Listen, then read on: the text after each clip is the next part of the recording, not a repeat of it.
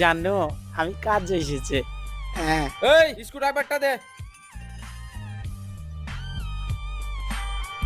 তোমাদের বাড়ির সামনে যে ট্রান্সমিটার আছে সেইখানে কাজ করছে।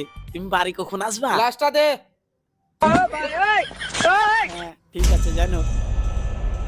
হ্যাঁ ঠিক আছে।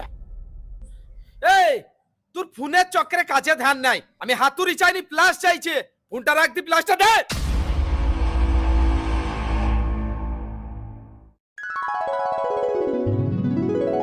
হ্যাঁ জানো। সেলাই রেঞ্চিটা দে। কি হলো? এই তুই এক্ষুনি ফোনে ব্যস্ত আছিস? তোকে বললাম না ফোনটা রাখ। মিস্ত্রি, তোমাকে তো কেউ পাত্তা দেয় না।